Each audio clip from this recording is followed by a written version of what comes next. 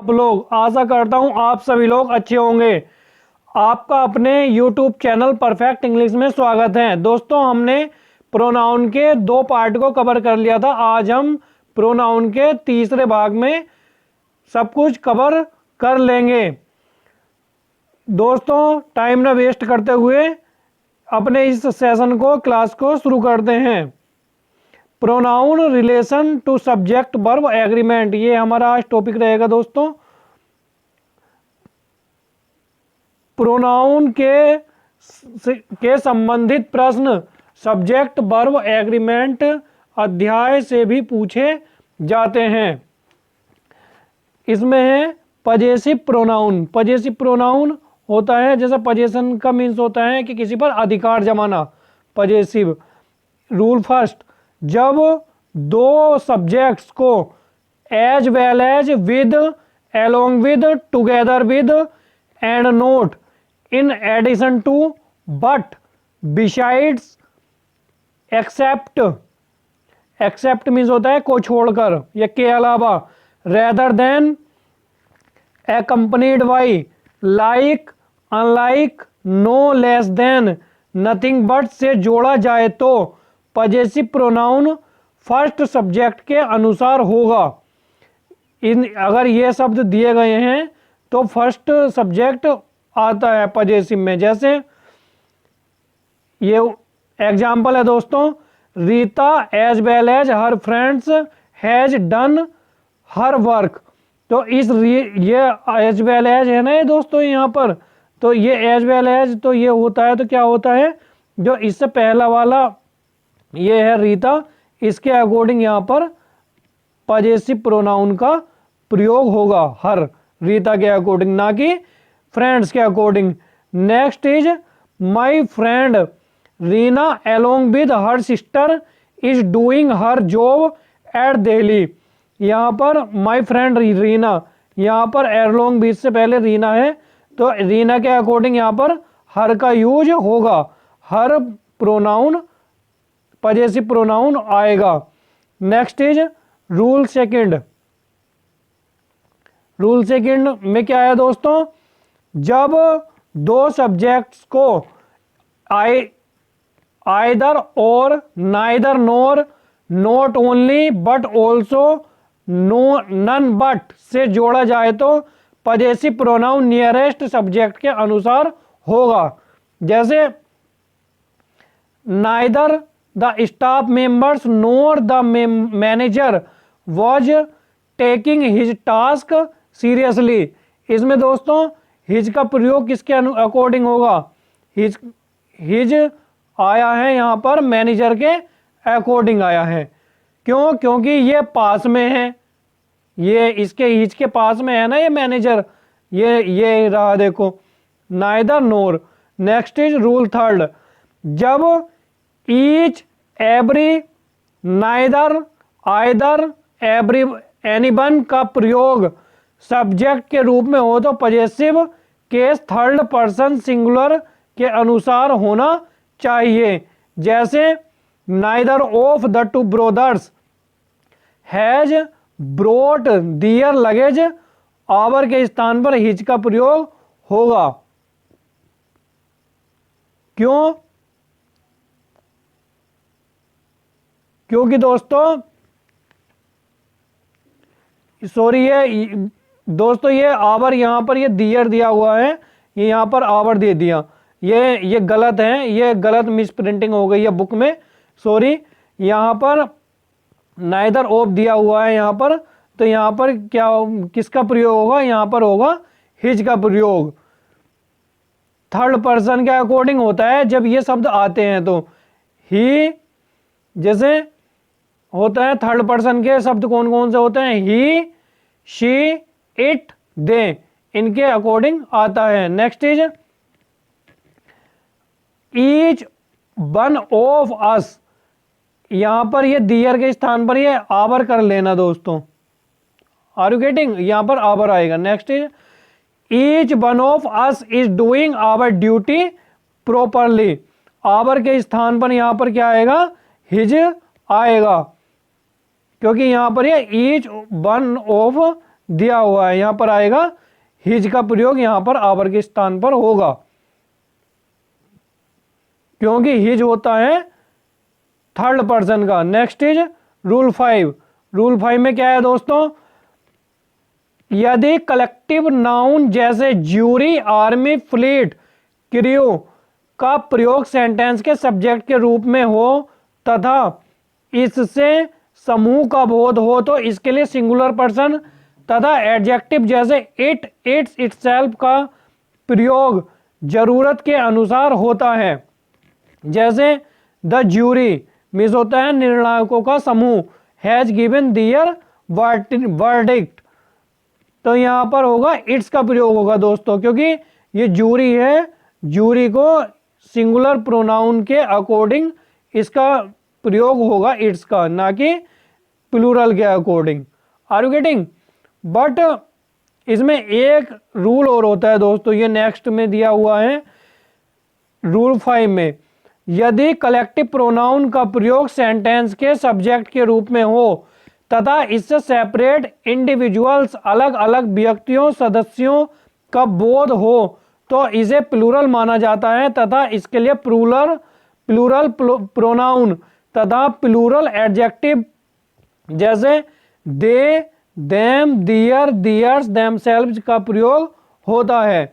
जैसे the team are divided in its opinion, यहां पर दोस्तों इट्स के स्थान पर क्या होगा, दियर का प्रयोग होगा। क्यों? क्योंकि अब ये टीम ये डिवाइड हो गई है, ये छितरा गई है ना। तो इस तरह से जब अलग अलग होती है तो वो प्लूरल का प्रयोग होता है, और जब एक समूह होता है, टीम अगर एक समूह में होती तो किसका प्रयोग होता, तो यहां पर इट्स का प्रयोग दोस्तों सही हो जाता। नेक्स्ट इज रूल 6, यदि दो या दो से अधिक सिंगुलर नाउन्स एंड से जुड़कर प्रयुक्त हो तो इसके लिए प्लूरल प्रोनाउन तथा adjective they, them, their, theirs, themselves का प्रयोग होता है। जैसे Ram and Shyam do their work, यहां पर ये एंड से राम और श्याम को जोड़ दिया तो यहां पर दियर का प्रयोग होगा, क्योंकि ये प्लूरल सब्जेक्ट बन गया, राम और श्याम दोनों ये प्लूरल सब्जेक्ट हो जाएंगे, दोनों नाम जुड़ करके। Next is rule 7। रूल 7 में है दोस्तों, यदि दो सिंगुलर नाउन्स एंड से जुड़े हों तथा सिर्फ पहले सिंगुलर नाउन के पूर्व आर्टिकल या पजेसिव एडजेक्टिव्स का प्रयोग हुआ हो तो इससे एक ही व्यक्ति या वस्तु का बोध होता है तथा इसके लिए सिंगुलर प्रोनाउन तथा एडजेक्टिव ही, हिम, हिज, हिमसेल्फ का प्रयोग व्यक्ति के लिए तथा इट, इट्स, इटसेल्फ का प्रयोग वस्तु के लिए होता है, न कि they, them, their, theirs, their, themselves का। ये इसमें क्या है दोस्तों, जैसे the secretary and treasurer is negligent of their duty, यहां पर हिज का प्रयोग होगा। क्यों? क्योंकि यहां पर ये आर्टिकल दा का प्रयोग इसके पहले हुआ है, ये है सब्जेक्ट, इतना ये वर्ब से पहले है ना दोस्तों, तो ये इतना सब्जेक्ट है, तो ये सेक्रेट जब अगर यहां पर भी दा होता अगर इस ट्रेजर से पहले, ठीक है, तो यहां पर ये दियर ये सही होता, बट जब ये यहां पर दा है एक नाउन से पहले तो ये सेक्रेटरी और ट्रेजरर ये एक ही व्यक्ति को डिनोट करता है, तो इसलिए यहां पर हिज का प्रयोग सही है। Next is rule 8। रूल 8 में क्या है दोस्तों, यदि दो सिंगुलर नाउन्स एंड से जुड़े हों तथा प्रत्येक सिंगुलर नाउन्स के पहले आर्टिकल या पॉजेसिव एडजेक्टिव का प्रयोग हो तो इससे दो विभिन्न व्यक्तियों या वस्तुओं का बोध होता है तथा इसके लिए प्लूरल प्रोनाउंस तथा adjective they, them, their, theirs, themselves का प्रयोग जरूरत के मुताबिक होता है। जैसे ये उदाहरण में दिया है दोस्तों, ये उदाहरण में क्या है, इसमें है the secretary and the treasurer did not do his work. इसमें दोस्तों ये यहाँ पर भी दिया हुआ है और यहाँ पर भी दा दिया है, तो यहाँ पर ये सेक्रेटरी और ट्रेजरर अलग अलग व्यक्ति हैं, तो इसलिए यहाँ पर दियर का प्रयोग होगा। Next is rule 9। रूल 9 में क्या है दोस्तों, यदि दो या दो से अधिक सिंगुलर नाउन्स एंड से जुड़े हों तथा प्रत्येक सिंगुलर नाउन के पहले ईच एवरी का प्रयोग हुआ हो तो वाक्य में सिंगुलर प्रोनाउन, सिंगुलर एडजेक्टिव एवं सिंगुलर वर्ब का प्रयोग होता है, न कि प्लूरल प्रोनाउन एवं प्लूरल एडजेक्टिव का। इसमें क्या है, जैसे every soldier and every sailor was in their palace, यहाँ पर हिज का प्रयोग होगा। क्यों? क्योंकि जब एवरी आ जाता है तो वहाँ पर सिंगुलर का प्रयोग होता ही होता है दोस्तों, ये सही है। Next is rule 10। रूल 10 में क्या है,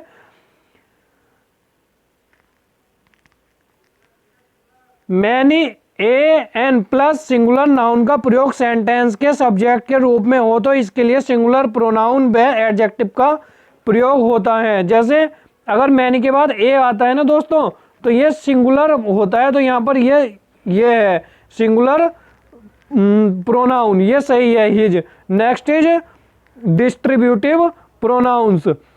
डिस्ट्रीब्यूटिव प्रोनाउंस है नेक्स्ट ये। रूल फर्स्ट में each of, either of, neither of के बाद प्लूरल नाउन या प्लूरल प्रोनाउन का प्रयोग होता है। जैसे each of the boy has a note book, इसमें क्या होगा, ईच ऑफ के बाद में क्या होता है, प्लूरल प्रोनाउन का प्रयोग होता है। क्यों? क्योंकि ईच यानी कि जब कई सारे लड़के होंगे तो तभी तो प्रत्येक को उसमें से चुनेंगे, ये कई सारे लड़के हैं, तो जब ईच ऑफ होगा तो इसलिए यहाँ पर वॉइस लगाना ये जरूरी हो जाता है, इस वजह से एक को उसमें से निकालने के लिए दोस्तों। Next is rule second. Rule second में क्या है, each of, either of, neither of के बाद प्रयुक्त प्लूरल नाउन से पहले दा का प्रयोग होता है। ईच, आइदर, नाइदर, एनी के लिए सिंगुलर प्रोनाउन एवं सिंगुलर वर्ब का प्रयोग होता है। जैसे each of the boys has their own book. Each ये गलत है, क्यों? क्योंकि ईच ऑफ के बाद में बॉयज का प्रयोग होगा सिंगुलर नाउन का, ठीक है, और यहाँ पर सिंगुलर सब्जेक्ट का प्रयोग होगा किसके अकॉर्डिंग, इज ईच ऑफ के according. Are you getting? Next is rule third. Rule third में क्या है दोस्तों, यदि ईच का प्रयोग सब्जेक्ट के लिए हो तो ईच का प्रयोग सब्जेक्ट के बाद अर्थात ऑक्सिलरी वर्ब से के पहले होता है। जैसे we have each advised him to give up smoking, ये इसमें यहाँ पर ईच के लिए यहाँ पर ऑक्सिलरी वर्ब है, तो दोस्तों यहाँ पर क्या होगा, ईच पहले लगेगा इस हैव से। Are you getting? तो ये यहाँ पर ये सही हो जाता है, ये ईच यहाँ पर ये पहले लग गया इस हैव के, ये गलत है ऊपर वाला। Next is note. इसमें नोट भी दिया हुआ है। नोट में क्या है, ऐसे वाक्यों में वर्ब सब्जेक्ट के अनुसार प्रयुक्त होना चाहिए। Next is rule 4। रूल 4 में क्या है दोस्तों, बोथ का प्रयोग दो व्यक्तियों या वस्तुओं के लिए होता है। All of the two students are guilty, तो यहाँ पर ये टू है तो यहाँ पर बोथ लगना चाहिए था, बट ऑल ये यहाँ पर गलत है, तो इसलिए यहाँ पर लगेगा बोथ। नेक्स्ट ये दूसरा वाला ये सही है। नेक्स्ट इज बोथ का प्रयोग नकारात्मक वाक्यों में नहीं होता है। जैसे both of them are not going, तो यहाँ पर नकारात्मक में किसका होता है, नाइदर का, neither of them is going, ये यहाँ पर सही है दोस्तों। Next is use of indefinite pronounce.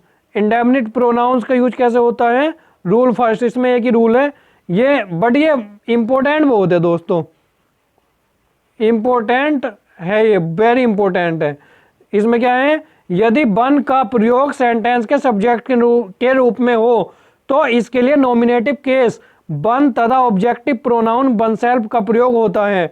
यदि वन सब्जेक्ट हो तो उसमें वंस वन सेल्फ इस तरह से लगता है। जैसे one should do once duty one self, तो यहाँ पर वन सेल्फ लगेगा, ना कि हिज सेल्फ या हिम सेल्फ ये या हर सेल्फ, ये गलत हो जाएगा। Next is one should keep once promise, तो यहाँ पर ये वंस, यहाँ पर हिज नहीं लगेगा, ये वेरी इंपॉर्टेंट है दोस्तों। नेक्स्ट नोट में क्या है, प्रोनाउन से संबंधित सवाल क्वेश्चन टैग अध्याय से भी आते हैं, क्वेश्चन टैग अध्याय देखें। Are you getting? ये क्वेश्चन टैग में भी इसका बहुत इंपॉर्टेंट रोल है, ये क्वेश्चन टैग में पढ़ेंगे। दोस्तों आज के सेशन में बस केवल इतना ही। आशा करता हूँ आपको हमारे सेशन अच्छा लगा होगा। दोस्तों हमारे चैनल को सब्सक्राइब कीजिए और बेल नोटिफिकेशन को दबा दीजिए, टच कर दीजिए, जिससे हमारे वीडियो आपको उपलब्ध हो सके। थैंक यू दोस्तों।